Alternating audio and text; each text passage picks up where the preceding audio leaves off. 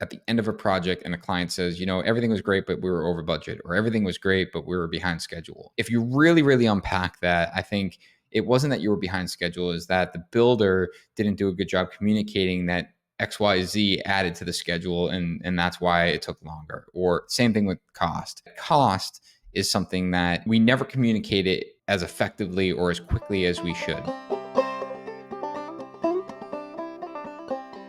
I'm just hopping on here and kind of following up our Contractor Coalition Summit in Minnesota. We talk a lot about client communication and expectation. And I wanted to hop on here and chat about that a little bit, because I think it's one of those things that our industry constantly talks about. We're focused on client expectations and satisfaction and the client experience. And I think it's, frankly, I think it's bullshit. I think that we think that that's what we're focused on, but the reality is we're much more selfish than that. And we get frustrated when things are behind schedule and over budget, because we don't want to be behind schedule, and we don't want to be over budget because it's a fight to maybe make up that money, or make up the budget that we're quote unquote over. Also, a side note, over budget behind schedule can oftentimes just be completely focused back to lack of communication on a project. And what do I mean by that? I mean that when at the end of a project and a client says, everything was great, but we were over budget, or everything was great, but we were behind schedule. If you really, really unpack that, I think it wasn't that you were behind schedule, is that the builder didn't do a good job communicating that XYZ added to the schedule, and that's why it took longer. Or same thing with cost. And I think that cost is something that is, oftentimes we never communicate it as effectively or as quickly as we should. And so today I want to just tell two different stories about this, and about situations that we've been in that I think that we failed, and another situation that I think we did really well. And specifically, we were working on a project that the design was not complete, and we were under construction, and we end up getting an updated drawing set. I would say 30% of the way through the project, and we got that drawing set, and there was a lot of changes in the scope of work. And frankly, my team came to me and said, we need to communicate that this is way outside of what we had scoped.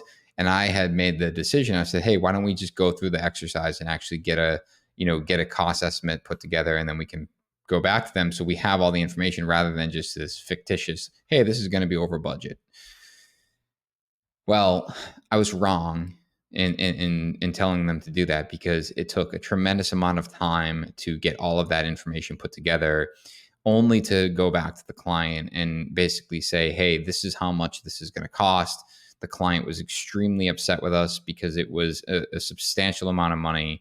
And we were kind of in this weird spot where it's like, well, we didn't make these decisions. Why are you mad at us? And, and when I really kind of dug into, or really like question myself, like, how did we get here? Like, why is there so much frustration? I understand it's over budget, but what could we have done differently? And the reality is we could have done what my team had suggested in the beginning, is communicate, hey, this is, whoa, like red flag, like this is a big deal. This is a lot of money. This is way outside of our scope. Because we might have had a quick conversation right then and there saying, well, if it's that much out of scope, then let's start value engineering right now and not go through this exercise. It might not have. Maybe the client would have said, okay, go through the pricing exercise, but at least they would have been primed to know that this is a huge change.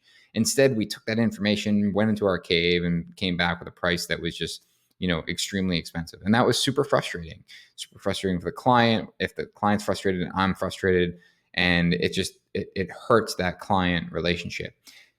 Fast forward, we're on another project, and the client walks by the powder room and says, hey, I want to change this powder room to all high gloss paint.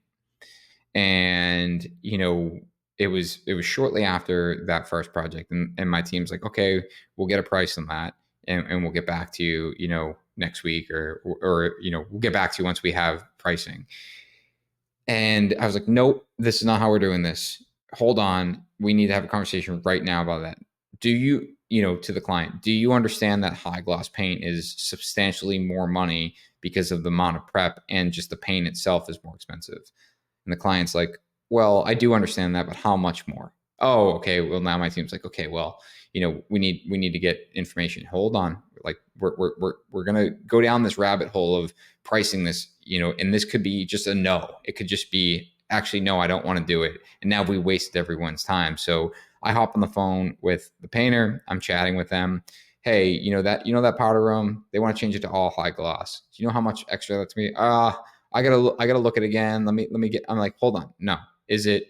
And I throw out a number. I was like, is it 10 grand? It's like, no. It's definitely not 10 grand. It's probably half that. Okay, so it's probably around five. Yeah, I mean, it's definitely not more than five. Okay, great. And then so turn around to the client. Hey, it's gonna be 5 grand. And the client's like, yeah, that's fine. Like, I'm totally fine with that. Let's proceed.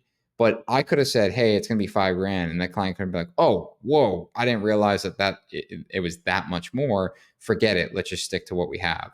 And that's all a matter of just a few minutes, rather than going through this exercise of my team putting together a scope of work, having the subcontractor price it out, put together a change order, send it to the client. Client looks at it and says, that's too much. Forget it.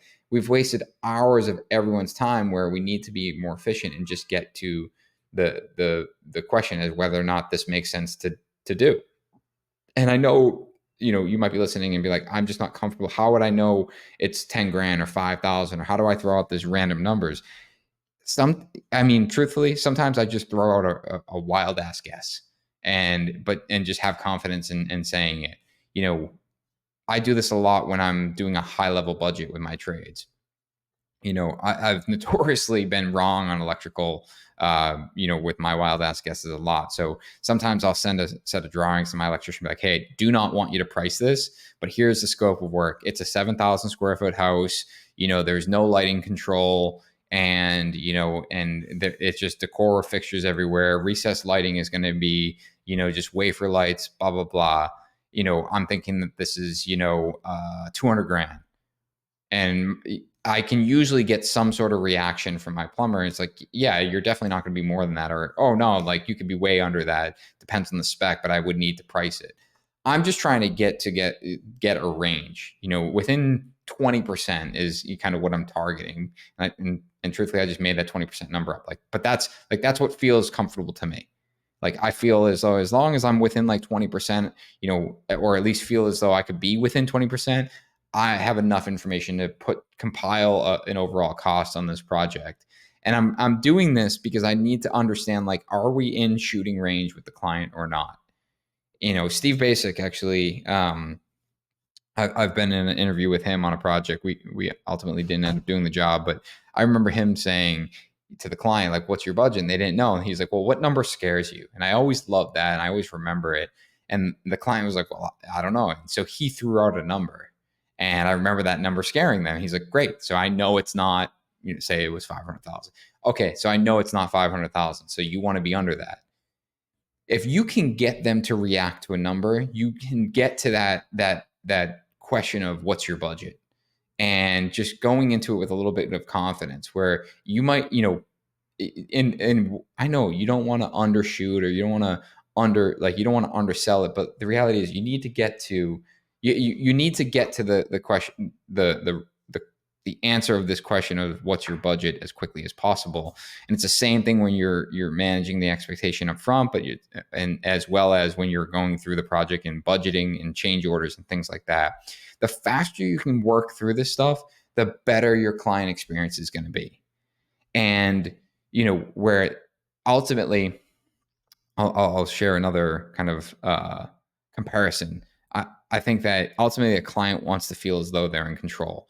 And when we went away and priced this project for weeks on end, to only come back and have them be very frustrated, the client wasn't in control. The client basically came, to the restaurant, ordered a bunch of food, didn't know what the price was, ate all the food, and then got their bill and be like, holy crap, I didn't think it was going to be that much money. Now their experience, went from this food's so amazing to I can't believe how expensive this place is. That's not what you want. You want the experience to be elevated. And I think about when I buy a vehicle. I go into the dealership. I'm going to buy the truck. Maybe I want my monthly payment. I want my monthly payment to be $600 a month. And he's like, "Yep, no problem. 72 months, blah blah blah." Like I just wanted. That was what was important to me. My monthly payment. I got it $600 a month. Wonderful. Go over to the finance guy. I'm doing paperwork. He's like, "Do you want floor mats?" Yeah, I want floor mats. Okay, that's $600. Do you want the prepaid, wheel and tire package? Yeah, okay, it's $2,500. Do you want the prepaid service? So you just drop it off. We'll do oil changes. We'll do everything for 100,000 miles. Oh yeah, I'll do that. Okay, there's another couple $1,000. Next thing I know, I'm at $705 a month, but I don't feel as though I'm not frustrated. I'm not saying like I told you I wanted 600 and now I'm at 700. It's I started at 600 and I was the one that decided to add the 700, the additional $105 a month because I made these little decisions. And bringing this all the way back to when you're pricing a job, it's when we price it, we are fully transparent and we're looking at it line by line because now the client has the opportunity to understand, how all these little numbers add up to one big number. And they have a good understanding of, hey, this is what this project is, and I understand the argument like, well, now you're just giving them this a la carte and they can kind of pick at different numbers. Maybe, but I think our sales process is better than that, where it's, they're trusting in the fact that we are being competitive with ourselves and our trades and getting them the best price, but also the best quality. So it's not a matter of the cheapest. It's the fact that like, hey, they want a particular product from us and this is how we get it. But that's where that starts, is we walk through all of that. And then, we sign a contract. And when you're dealing with change orders, you're doing it in a way where they're fully in control. You're not doing a bunch of work, or you're not getting the project to a point where, you're demanding change orders. It's you're informing them along the process and making sure that speed of communication is quick. And, I could go on and on about, client expectations and client experience. But I think this is the number one thing that if you want to differentiate yourself in the industry and you want to maintain high client experience, is be a good communicator and be a fast communicator. And I'll just add, like, we're not talking about we're not doing verbal change orders. Like, there's still a formal process, but at least get them the information so they can make an educated decision as to whether or not you continue down that formal process or not, and do that as quickly as possible. I hope this was helpful. If you guys are considering coming to the summit, if you haven't already heard, Tyler joined us for our 6th summit here in Boston. It is September 27th through the 30th. And if you head over to contractorscoalitionsummit.com, click the register button. You can register. You can pay in full now. You can also do an early bird registration, $1,000 down, secures your spot. We're already a third of the way sold out. The entire schedule is up there, but we're also going to be doing home tours on Friday, the 27th. Yes, you'll be invited to tour the 45 Wood Oak project. And then we're going to get into all of the goodness for the rest of the weekend. Everything from, business strategy, pricing, scheduling, managing client expectations like we talked about, as well as SEO, brand partnerships, and so on and so forth. So if you guys want to check it out, contractorscoalitionsummit.com, and make sure you head over to moderncraftsman.co. Sign up. There's a little pop-up that pops up. Make sure you sign up for our newsletter. We have a huge amount of content being produced in the background that we're going to be sharing with you guys. This is 7 years in the making, and we're excited to share everything that we've learned over these 300 plus episodes in a fast track way for all of you guys. So as always, appreciate you guys. Talk to you soon.